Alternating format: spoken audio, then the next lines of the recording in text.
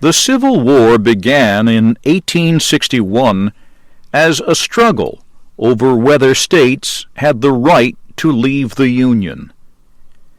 President Abraham Lincoln firmly believed that a state did not have that right, and he declared war on the southern states that tried to leave. But the fight to preserve the nation was going badly. By the summer of 1862, Union troops had not won a decisive victory in Virginia, the heart of the Confederacy, and the war was losing support with politicians and the public in the North. President Lincoln had to do something to guarantee their continued support. Finally, in September 1862, the Union successfully stopped the Confederate invasion of Maryland.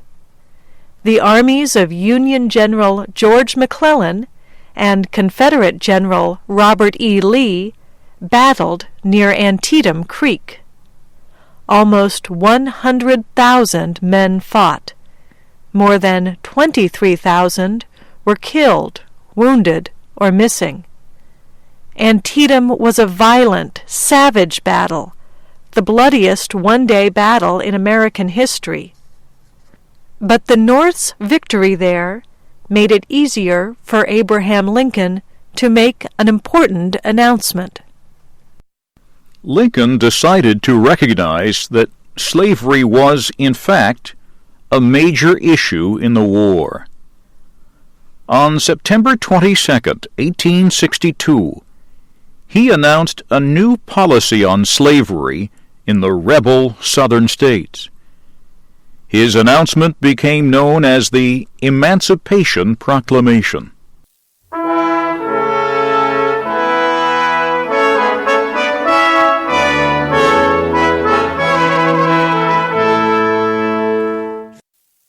American newspapers printed the Emancipation Proclamation. This is what it said: I, Abraham Lincoln, President of the United States and Commander-in-Chief of the Army and Navy, do hereby declare that on the first day of January, 1863, all persons held as slaves within any state then in rebellion against the United States shall then become and be forever free. The government of the United States, including the military and naval forces, will recognize and protect the freedom of such persons and will interfere in no way with any efforts they may make for their actual freedom. The Emancipation Proclamation freed the slaves in states held by the Confederates. For political reasons, the proclamation did not free slaves in the states that supported the Union, nor did it free slaves in the areas around Norfolk, Virginia, and New Orleans, Louisiana.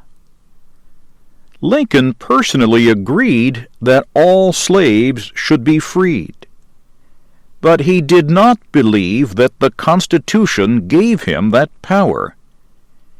He said the Emancipation Proclamation was a military measure made under his wartime powers as Commander-in-Chief. As such, it was legal only in enemy territory.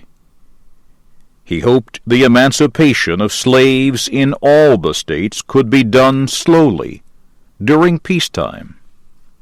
People in the South were furious about the proclamation. Southern newspapers accused the president of trying to create a slave rebellion in states he could not occupy with troops. In the North, most people cheered the new policy. The Emancipation Proclamation changed the nature of the Civil War. No longer was it a struggle over Southern rights. Now it was a struggle for human freedom.